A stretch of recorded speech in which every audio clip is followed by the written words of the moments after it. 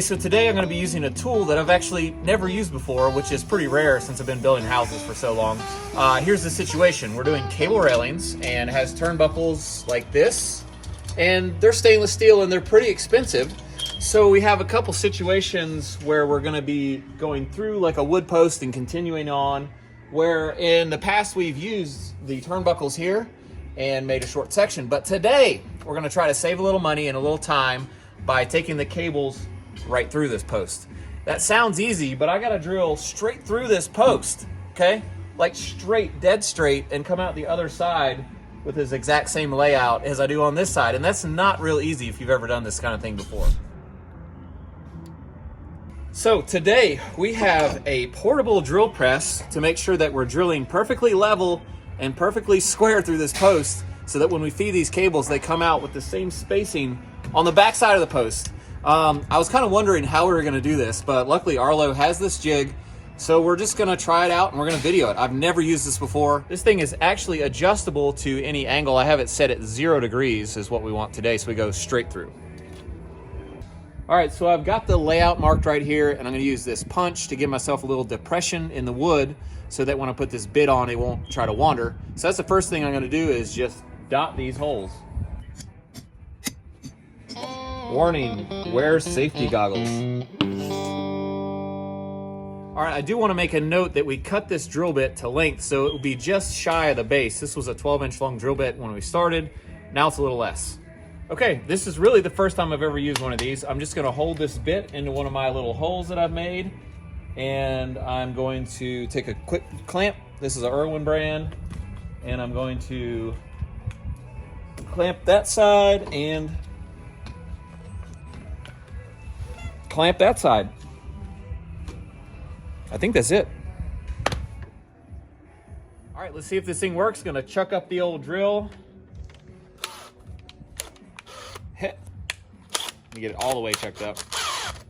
Okay, here we go.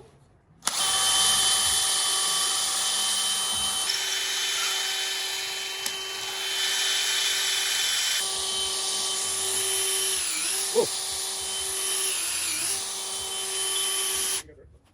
I'm through, and I didn't even drill through the clamp. All right, so we drilled one hole, and here's what we learned from just drilling one hole. Number one, I had to hold the weight of the drill a little bit using this jig in a horizontal configuration like this, because this thing's heavy, and it was actually pulling this down just a little bit, okay? Number two, these rubber feet right here are not contacting the post like they are on this side, so that was causing this thing to be askew by a little bit. So I'm gonna go ahead and pull all these feet out, so that when we do our next hole and all the rest of the holes, this thing is a lot more square to the post. We'll save these for later though, I don't want to lose them. And number three is, make sure you don't clamp right where you're gonna drill out. We missed it this time, but it was really just luck.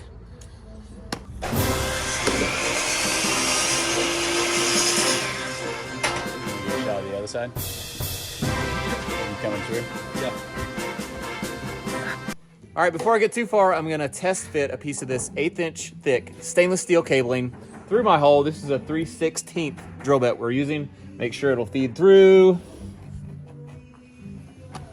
Okay, looks good. It's pretty snug in there, but it still goes in. The big things you have is Base of this thing is contacting the bracket for the post because we're doing the top hole.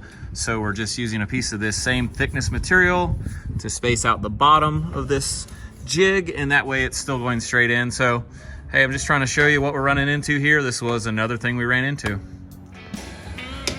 Oh, look at that ace clamp at strength.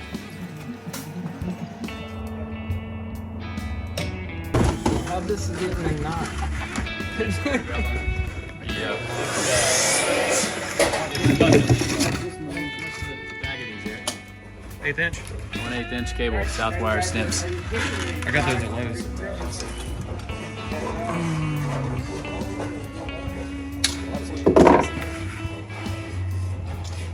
Yeah, through the post definitely looks better.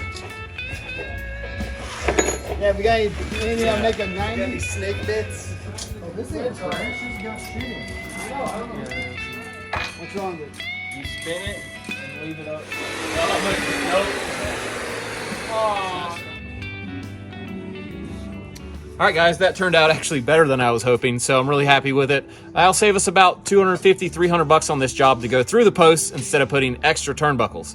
So if you're looking to do this for yourself on your own project, these are from Amazon.com, the cable rails and the turnbuckles. Thanks for watching. We'll see you next time.